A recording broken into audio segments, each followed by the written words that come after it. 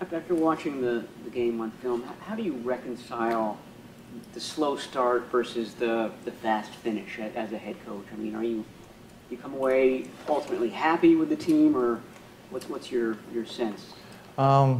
It's about executing, and it's the more you execute, the better you do. And I feel like the more some guys make plays, sometimes you can overcome 11 people having to execute. And I think the more people do that, the more people feed off each other.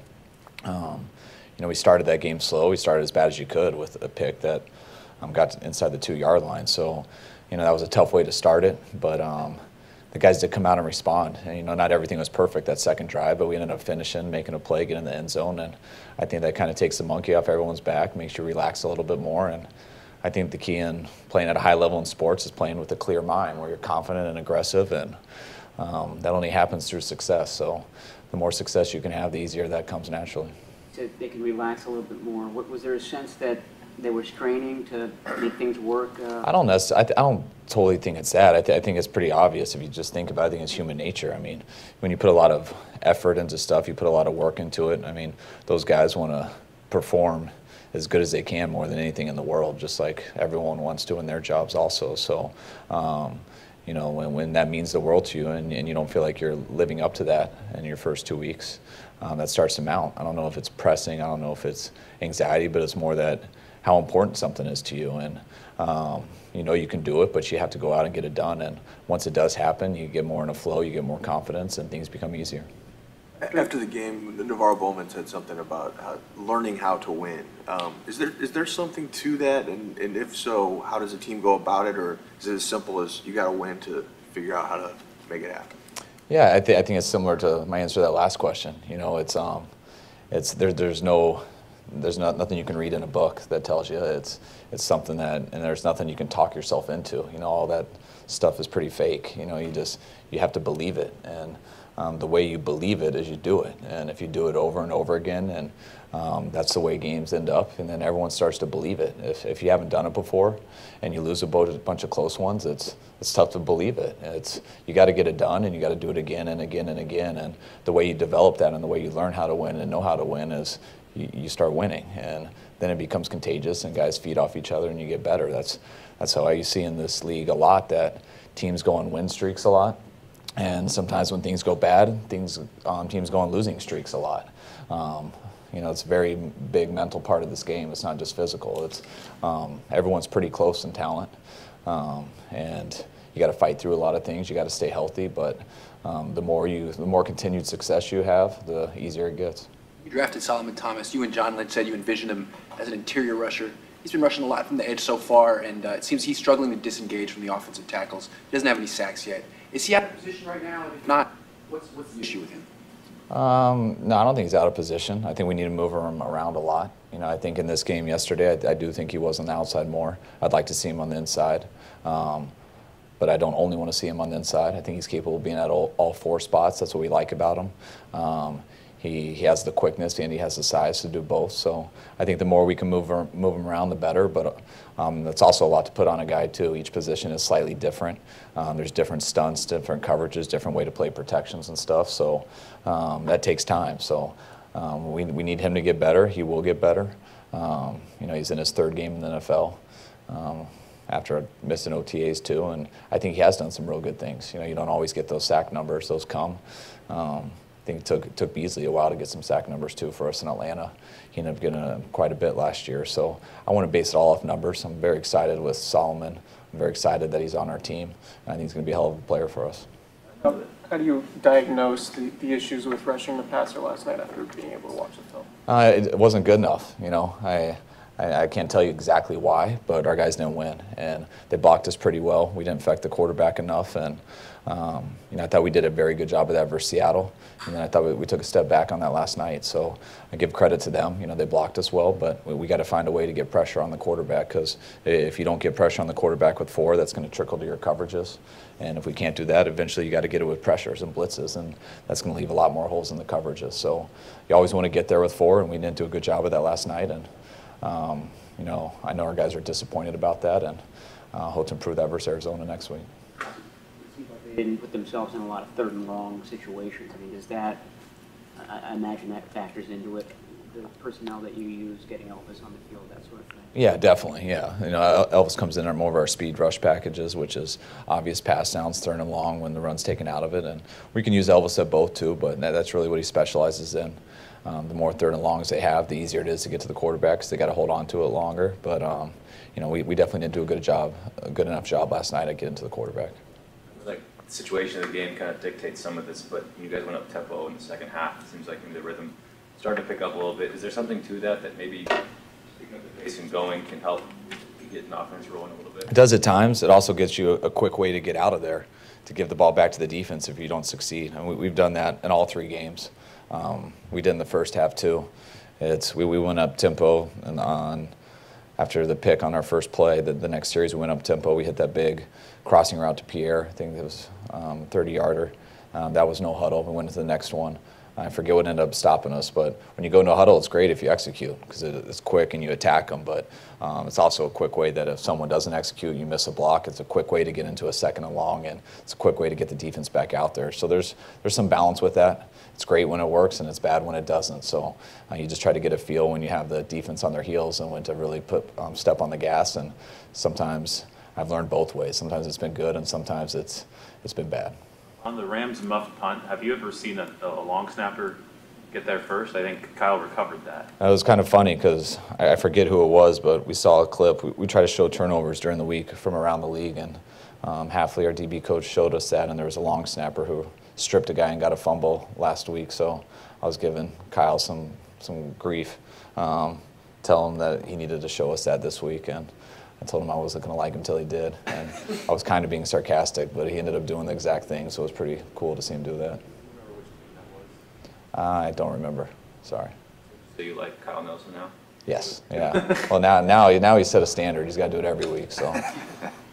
When you saw the tape, what did you see on the offensive pass interference on Trent Taylor? I saw a very good route.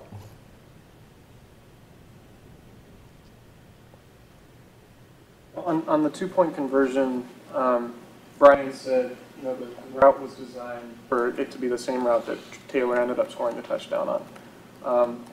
Is there, after looking back at it, do you look at it like maybe we install, or based on the technique that the defender was playing, that you give yourself an opportunity to throw it outside where it looked like Taylor had an opening over there? Oh, I would love to. I would love every time you run a man-to-man route for the receiver just to call an audible based off of where the guy is and run to wherever he wants to. But the problem is he's third in the progression. You know, Brian's not going to know where he is. If he was number 1, we called like a route we called choice, where he's number 1, which we ran earlier in the game on third down when we hit Trent breaking inside. It was a big third down early in the game, and he got like a 15-yarder on that. There we're staring at him. He's number 1. He can go any way based off of man, and Brian's looking at it so he has a feel.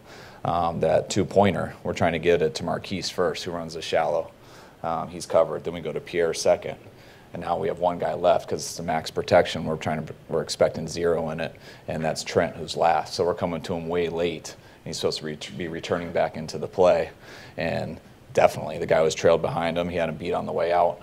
If he was number 1, would have scored on it. But we're going to other guys, and we come to him last. They defended the other 2 guys well based off their coverages, and then it was just unfortunate that he was inside on him.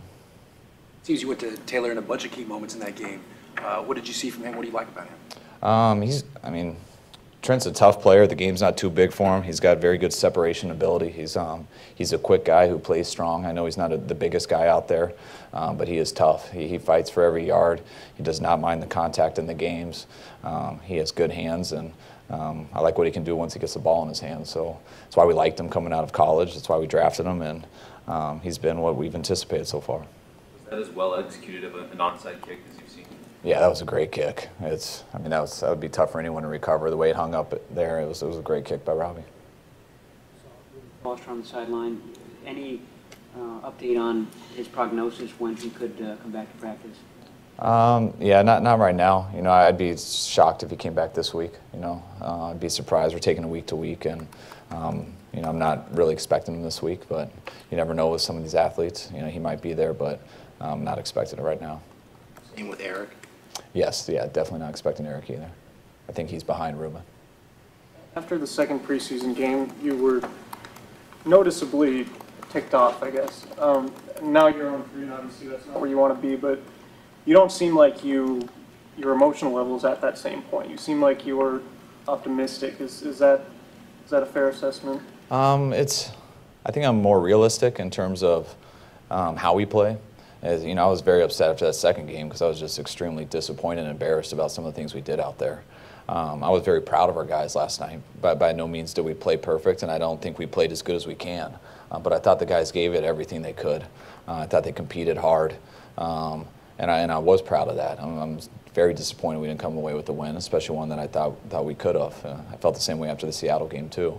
But I feel like guys can control their effort and can control how hard they can go. You can't always control the outcome of the game. You can control everything you give, and I feel like our guys are giving a lot. I think they've been working very hard, and I've been happy with the people and the character that we have in there.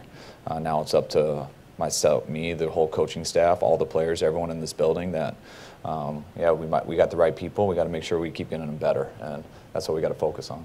Part of that too, the fact you got a really good defensive game Sunday, and then you got a pretty good offensive game last night. Just knowing, hey, if we put this together, we could be much more competitive than maybe people thought. Well, yeah, I mean, I believe that going into the season. I believed it versus Carolina, I believed it versus Seattle, and I believed it last night. So I'm extremely disappointed when we don't get the job done.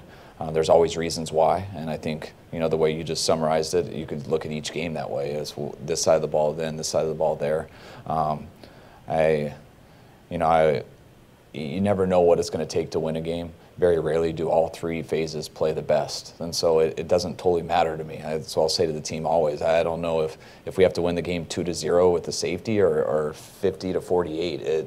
It really doesn't matter, just as long as we find a way to win. And there's lots of ways to win games. You can do it defensively, you can do it offensively, and you can do it on special teams. And very rarely are all three going to play at the top of their game. And when they don't, someone else has got to step it up. And I feel like we've done that at times in these 3 weeks. But obviously we haven't done it good enough to get a W. And we're going to keep working to do that till we do. Kind of following up on that, have you been pleased with your special teams kind of quietly these first 3 weeks? It seems like they've made a difference in just about every game. Yeah, I have, definitely. I think they've been playing very good. I think they've gotten better each week too. I thought they played solid versus Carolina. I thought they did better versus Seattle. I thought they did even better last night. I thought we've had some big challenges with McCaffrey, Lockett, then Tavon last night. So we've had some big challenges with the returners. None of them have really done much. And last night, not only did they make sure that those guys didn't affect the game, I thought they gave us a chance to win the game with the turnovers they got for us. Speaking of special teams, they recovered a punt at the 12-yard line, the Rams' 12-yard line in the second quarter. Then your offense made a couple of critical mistakes, ended up going backwards and kicking a field goal instead of scoring a touchdown. You could argue that was the difference of the game. What do you want your players to take away from that series in particular? It's every series. When you get an opportunity, you want to score. So you look at each play, why didn't you score? Was it a penalty? Was it a missed block? Was it a guy just getting beat? Was it a bad play call? You look into everything. Definitely after a turnover, especially when you get it down there, you want to get 7. That changes the game fast. At least you get 3. You don't want to turn it right back over. So worst case scenario, you'd like to look at it as a 3-point play, but that's 4. You leave it on the field, and that's where you got a chance to really turn a game or run away with it. And those are missed opportunities, and you hope for a lot of opportunities, but you can't miss too many of them. And I look at that though the same as every series. Every series, if we don't score a touchdown, I'm always disappointed, and I hope our players are too. A couple more? We got to go back and try to get clarification on any calls, or just behind you move forward in terms of any penalties that are called. No, we do. We submit them in. They tell us which ones they thought they were right on, which ones they thought they were wrong on. So we do that, done that every team I've been on over the years. And, now at least as a head coach, I can call people and have some more conversations, which I plan on doing over the weekend. So, but it doesn't change what happened. 2 reviews that you got right there. How did that process work? Did somebody upstairs alert you, hey, throw the challenge flag on? Yeah, always. Guys alert that there's a chance, and then, Robin is the guys in the stadium did a great job getting on the scoreboard, so I had a chance to really see it.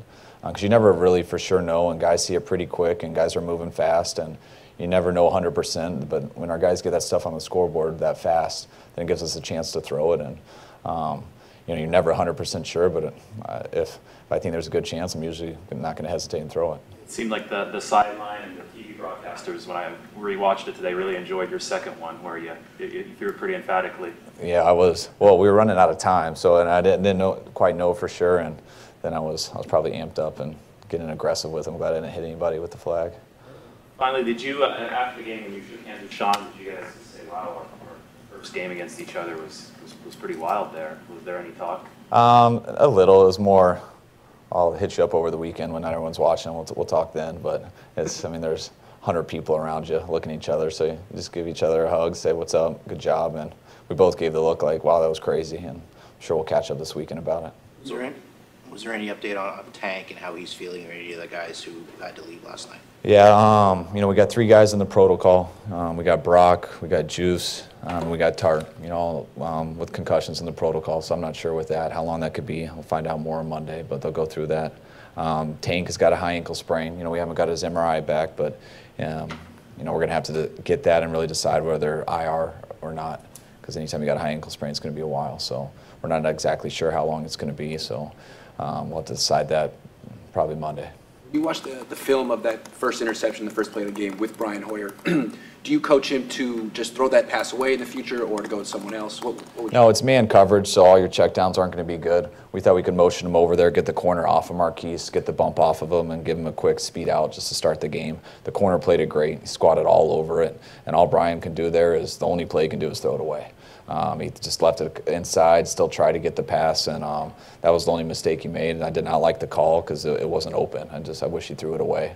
He didn't, and that's what the result was. But I was very excited how everyone responded to that, and it was cool watching our team after that. You know, they went and scored right away, but you know, I could see our whole defensive side as they were running out on the field, go right up to Hoyer and, hey, keep ripping it. We got your back, and we're not going to hesitate. And stuff like that, I think, is what really helps a person when your teammates show they still believe in you.